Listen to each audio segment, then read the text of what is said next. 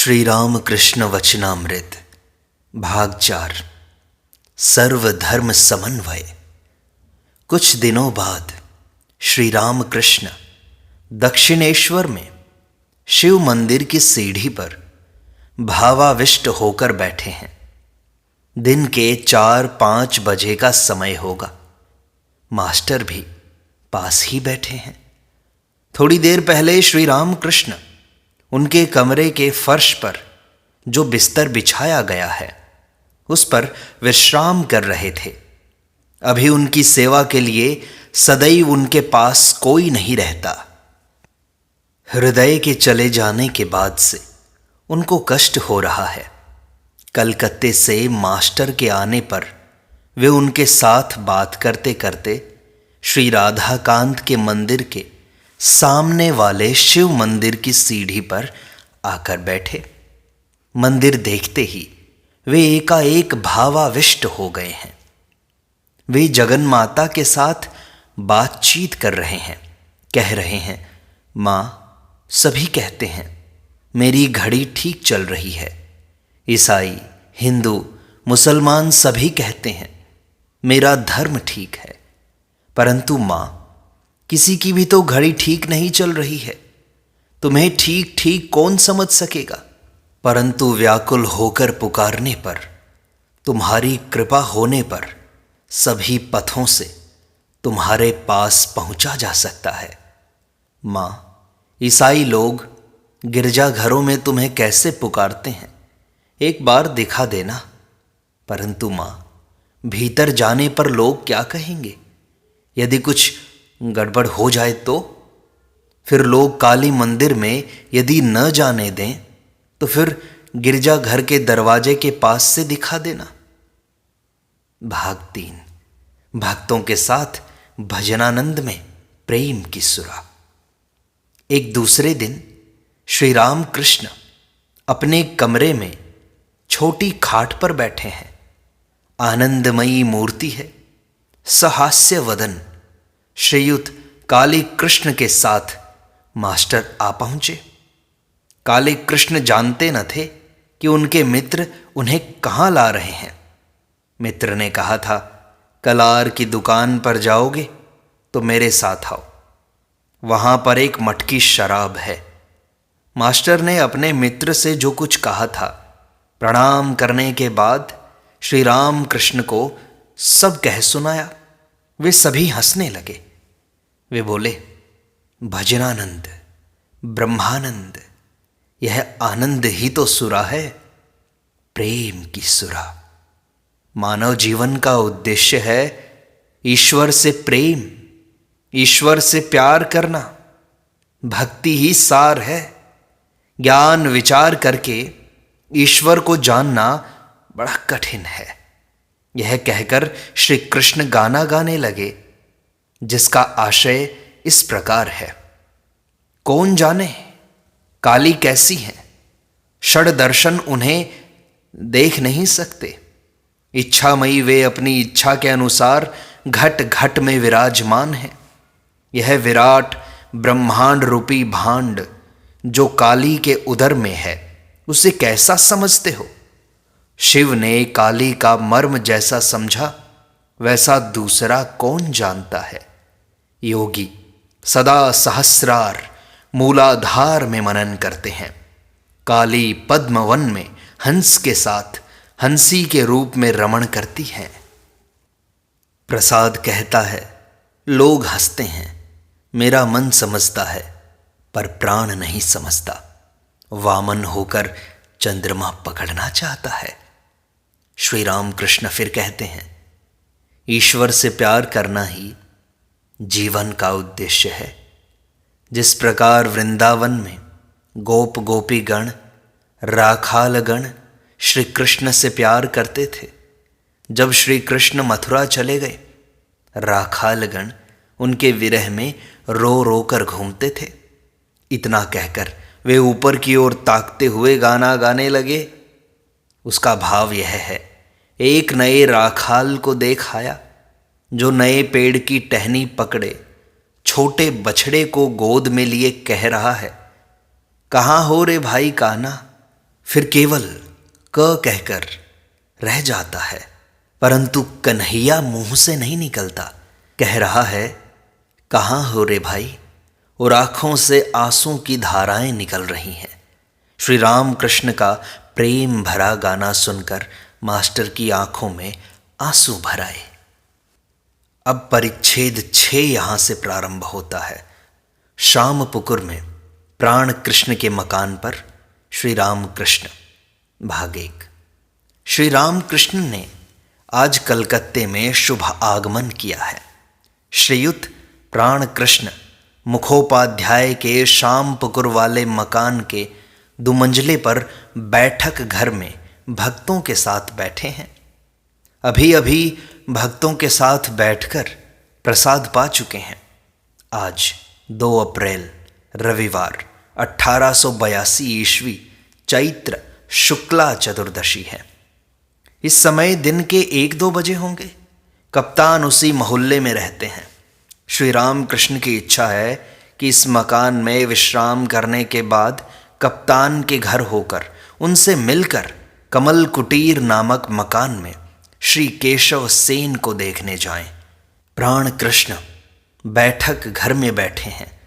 राम, मनोहर, Kedar, Surendra, Girindra, Rakhal, Balram, master इत्यादि भक्तगण उपस्थित हैं। मोहल्ले के कुछ सज्जन तथा अन्य दूसरे निमंत्रित व्यक्ति भी आए हैं। श्री राम कृष्ण क्या कहते हैं, यह सुनने के लिए सभी उत्सुक होकर बैठे हैं। श्री राम कृष्ण कह रहे हैं, ईश्वर और उनका ऐश्वर्य है। यह जगत उनका ऐश्वर्य है, परंतु ऐश्वर्य देखकर ही सब लोग भूल जाते हैं। जिनका ऐश्वर्य है उनकी खोज नहीं करते। कामिनी कांचन का भोग करने सभी जाते हैं, परंतु उसमें दुख और अशांति ही अधिक है। संसार मानो विशालाक्षी नदी का भंवर है। नाव भंवर में पड़ने पर फिर उसका बचना कठिन है। गुखरू कांटे की तरह एक छूटता है तो दूसरा जकड़ जाता है। गोरख धंधे में एक बार घुसने पर निकलना बड़ा कठिन है। मानो मनुष्य जल सा जाता है। एक भक्त कहता है कि महाराज फिर उपाय क्या है? श्री राम कृष्ण कहते हैं, उपाय है साधु संग और प्रार्थना। वैद्य के पास गए बिना रोग ठीक नहीं होता। साधु संग एक ही दिन करने से कुछ नहीं होता, सदा ही आवश्यक है। रोग लगा ही है, फिर वैद्य के पास बिना रहे नाड़ी ज्ञान नहीं होता। साथ साथ घूमना पड़ता है, तब समझ में आता है कि कौन सी कफ की नाड़ी है और कौन सी पित्त की नाड़ी। भक्त पूछता है, तो साधु संग से क्या उपकार होता है? श्री रामकृष्ण कहते हैं, ईश्वर पर अनुराग होता है, उनसे प्रेम होता है। व्याकुलता न आने से कुछ भी नहीं होता। साधु संग करते करते ईश्वर के लिए प्राण व्याकुल होता है। जिस प्रकार घर में कोई अस्वस्थ होने पर मन सदा ही चिंतित रहता है, और यदि किसी की नौकरी छूट जाती है तो वह जिस प्रकार ऑफिस में घूमता रहता है, व्याकुल होता रहता है, उसी प्रकार यदि किसी ऑफिस में उसे जवाब मिलता है कि कोई काम नहीं है, तो फिर दूसरे दिन आकर पूछता है, क्या आज कोई जगह खाली हुई? एक और उपाय है, व्याकुल होकर प्रार्थना करना। ईश्वर अपने हैं, उनसे कहना पड़ता है, तुम कैसे हो, दर्शन दो। दर्शन देना ही होगा। तुमने मुझे पैदा क्यों किया? सिखों ने कहा था, ईश्वर दयामय है। मैंने उनसे कहा था, दयामय क्यों कहूँ? उन्होंने हमें पैदा किया है। यदि वे ऐसा करें जिससे हमारा मंगल हो, तो इसमें आश्चर्य क्या है? माँ बाप बच्चों का पालन करेंगे ही, इसमें फिर दया की क्या बात है? यह तो करना ही होगा। इसीलिए उन पर जबरदस्ती करके उनसे प्रार्थना स्वीकार करानी होगी। वे हमारी माँ और हमारे बाप जो हैं। लड़का यदि खाना पीना छोड़ दे तो माँ बाप उसके बालिग होने के 3 वर्ष पहले ही उसका हिस्सा उसे दे देते हैं। फिर जब लड़का पैसा मांगता और बार बार कहता है, माँ तेरे पैरों में पड़ता हूँ, मुझे पैसे दे दो, तो माँ हैरान होकर उसकी व्याकुलता देखकर पैसा फेंक ही देती है। साधु संग करने पर एक और उपकार होता है, सत और असत का विचार। सत नित्य पदार्थ अर्थात ईश्वर, असत अर्थात अनित्य। असत पथ पर मन जाते ही विचार करना पड़ता है। हाथी जब दूसरों के केले के पेड़ खाने के लिए सूंड बढ़ाता है तो उसी समय महावत उसे अंकुश मारता है। एक व्यक्ति कहता है, महाराज पाप बुद्धि क्यों हो जाती है फिर? श्री राम कृष्ण कहते हैं, उनके जगत में सभी प्रकार हैं। साधु लोग भी उन्होंने बनाए हैं, दुष्ट लोगों को भी उन्होंने ही बनाया है। सद्बुद्धि भी वे देते हैं और असद्बुद्धि भी। तो पड़ोसी ने कहा, तो क्या पाप करने पर हमारी कोई जिम्मेदारी नहीं? श्री राम कृष्ण कहते हैं, ईश्वर का नियम है कि पाप करने पर उसका फल भोगना पड़ेगा। मिर्च खाने पर क्या तीखा न लगेगा? सेजो बाबू ने अपनी जवानी में बहुत कुछ किया था, इसलिए मरते समय उन्हें अनेक प्रकार के रोग हुए। कम उम्र में इतना पता नहीं चलता। काली बाड़ी में भोजन पकाने के लिए सुंदरवन की लकड़ी रहती है। वह गीली लकड़ी पहले पहल अच्छी जलती है। उस समय मालूम नहीं होता कि इसके अंदर जल है। लकड़ी का जलना समाप्त होते समय सारा जल पीछे की ओर आ जाता है और वही जल थोड़ी देर में चूल्हे की आग बुझा देता है। इसीलिए काम, क्रोध, लोभ इन सब से सावधान रहना चाहिए। देखो ना, हनुमान ने क्रोध में लंका जला दी थी।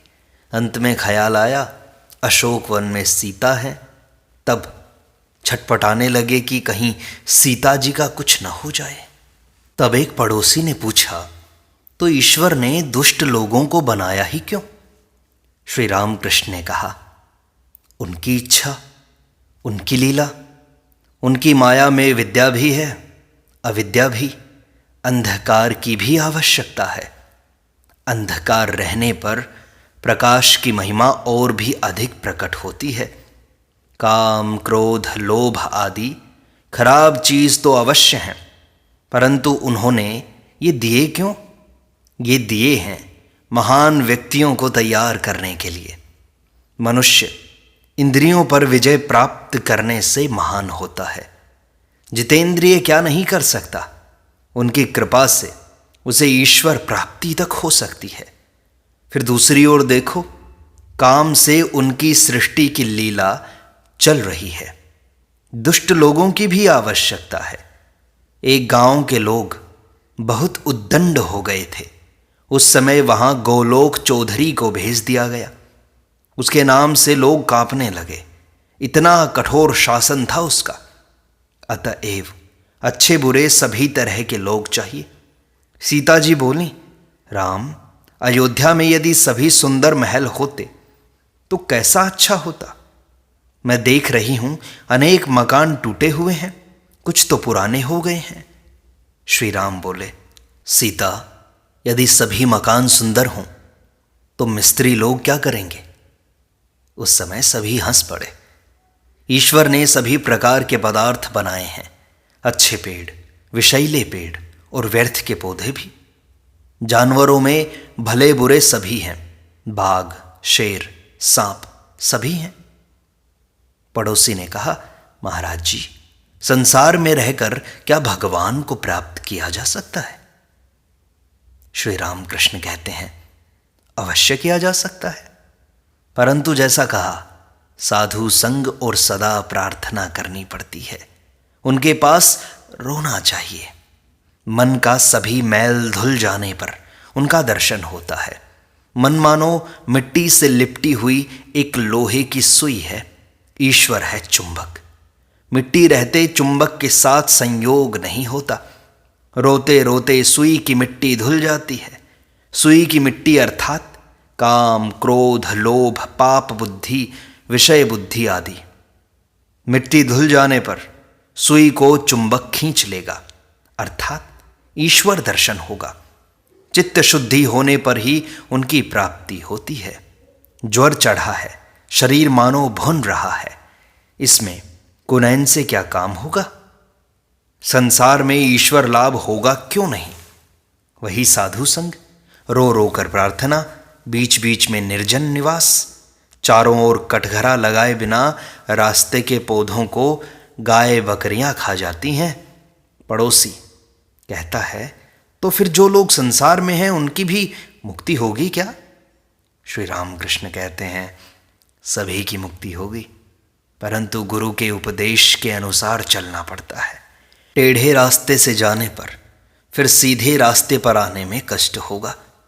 मुक्ति बहुत देर में होती है, शायद इस जन्म में ना भी हो, फिर संभव है अनेक जन्मों के पश्चात हो। जनक आदि ने संसार में भी कर्म किया था, ईश्वर को सिर पर रखकर काम करते थे। नाचने वाली जिस प्रकार सिर पर बर्तन रखकर नाचती है, और पश्चिम की औरतों को नहीं देखा, सिर पर जल का घड़ा लेकर हंस हंसकर बातें करती हुई जाती हैं। पड़ोसी ने कहा, आपने गुरु उपदेश के बारे में बताया, पर गुरु कैसे प्राप्त करूं? श्री रामकृष्ण ने कहा, हर एक गुरु नहीं हो सकता। कीमती शहतीर पानी में स्वयं भी बहता हुआ चला जाता है, और अनेक जीव जंतु भी उस पर चढ़कर जा सकते हैं, पर मामूली लकड़ी पर चढ़ने से लकड़ी भी डूब जाती है, और जो चढ़ता है वह भी डूब जाता है। इसीलिए ईश्वर युग युग में लोक शिक्षा के लिए गुरु रूप में स्वयं अवतीर्ण होते हैं। सच्चिदानंद ही गुरु हैं। ज्ञान किसे कहते हैं और मैं कौन हूं? ईश्वर ही करता है और सब अकर्ता, इसी का नाम ज्ञान है। मैं अकर्ता उनके हाथ का यंत्र हूं। इसीलिए मैं कहता हूं, माँ तुम यंत्री हो, मैं यंत्र हूं। तुम घरवाली हो, मैं घर हूं। मैं गाड़ी हूं, तुम इंजीनियर हो। जैसा चलाती हो वैसा चलता हूं, जैसा कराती हो वैसा करता हूं, जैसा बुलवाती हो वैसा बोलता हूं। ना हम, तू ही तू, तू ही तू। श्री रामकृष्ण कप्तान के घर होकर श्रीयुत केशव सेन के कमल कुटीर नामक मकान पर आए हैं। साथ हैं राम, मनोमोहन, सुरेंद्र, मास्टर आदि अनेक भक्त लोग। सब दुमंजले के हाल में बैठे हैं। श्री प्रताप मजूमदार, श्री त्रैलोक्य आदि ब्राह्म भक्त भी उपस्थित हैं। श्री रामकृष्ण केशव को बहुत प्यार करते हैं। जिन दिनों बेलघर के बगीचे में वे शिष्यों के साथ साधन भजन कर रहे थे, अर्थात 1875 ईस्वी के माघोत्सव के बाद कुछ दिनों के अंदर ही एक दिन रामकृष्ण ने बगीचे में जाकर उनके साथ साक्षात्कार किया था। साथ था उनका भांजा हृदय राम। बेलघर के इस बगीचे में उन्होंने केशव से कहा था, तुम्हारी दुम झड़ गई है, अर्थात तुम सब कुछ छोड़कर संसार के बाहर भी रह सकते हो और फिर संसार में भी रह सकते हो। जिस प्रकार मेंढक के बच्चे की दुम झड़ जाने पर वह पानी में भी रह सकता है और फिर जमीन पर भी। इसके बाद दक्षिणेश्वर में, कमल कुटीर में, ब्राह्म समाज आदि स्थानों में अनेक बार श्री रामकृष्ण ने वार्तालाप के सिलसिले में उन्हें उपदेश दिया था। अनेक पंथों से तथा अनेक धर्मों द्वारा ईश्वर प्राप्ति हो सकती है। बीच बीच में निर्जन स्थान में साधन भजन करके भक्ति लाभ करते हुए संसार में रहा जा सकता है। जनक आदि ब्रह्म ज्ञान प्राप्त करके संसार में रहे थे। व्याकुल होकर उन्हें पुकारना पड़ता है, तब वे दर्शन देते हैं। तुम लोग जो कुछ करते हो निराकार का साधन बड़ा अच्छा है। वो ब्रह्म ज्ञान होने पर ठीक अनुभव करोगे कि ईश्वर सत्य है और सब अनित्य। ब्रह्म सत्य है, जगत मिथ्या है। सनातन हिंदू धर्म में साकार निराकार दोनों ही माने गए हैं। अनेक भावों से ईश्वर की पूजा होती है। शांत, दास्य, सख्य, वात्सल्य, मधुर।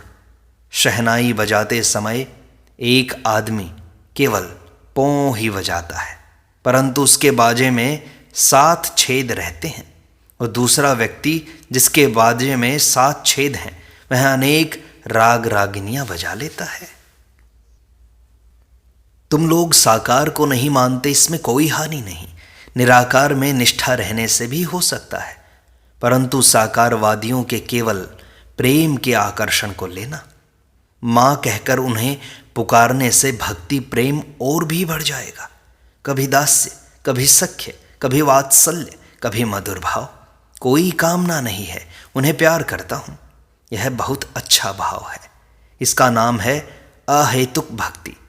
रुपया, पैसा, मान, इज्जत कुछ भी नहीं चाहता हूँ। चाहता हूँ केवल तुम्हारे चरण कमलों में भक्ति। वेद, पुराण, तंत्र में एक ईश्वर की बात ही तो है और उनकी लीला की बात। ज्ञान भक्ति दोनों ही हैं। संसार में दासी की तरह रहो। दासी सब काम करती है, पर उसका मन रहता है अपने घर में। मालिक के बच्चों को पालती पोसती है, कहती है मेरा हरि, मेरा राम, परंतु खूब जानती है लड़का उसका नहीं है। तुम लोग जो निर्जन में साधना करते हो, यह बहुत अच्छा है, उनकी कृपा होगी। जनक राजा ने निर्जन में कितनी साधना की थी। साधना करने पर ही तो संसार में निर्लिप्त होना संभव है। तुम लोग भाषण देते हो सभी प्रकार के उपकार के लिए, परंतु ईश्वर को प्राप्त करने के बाद तथा उनके दर्शन प्राप्त कर चुकने के बाद ही भाषण देने से उपकार होता है। उनका आदेश न पाकर दूसरों को शिक्षा देने से उपकार नहीं होता। ईश्वर को प्राप्त किए बिना उनका आदेश नहीं मिलता। ईश्वर के प्राप्त होने का लक्षण है मनुष्य बालक की तरह, जड़ की तरह, उन्माद वाले की तरह, पिशाच की तरह हो जाता है। जैसे शुकदेव आदि, चैतन्य देव कभी बालक की तरह, कभी उन्मत्त की तरह नृत्य करते थे, हंसते थे, रोते थे, नाचते थे, गाते थे। पूरी धाम में जब थे तब बहुधा जड़ समाधि में रहते थे। इस प्रकार सत्संग का, श्री राम कृष्ण वचनामृत का यह भाग संपूर्णता को प्राप्त होता है। शेष अगले अंक में।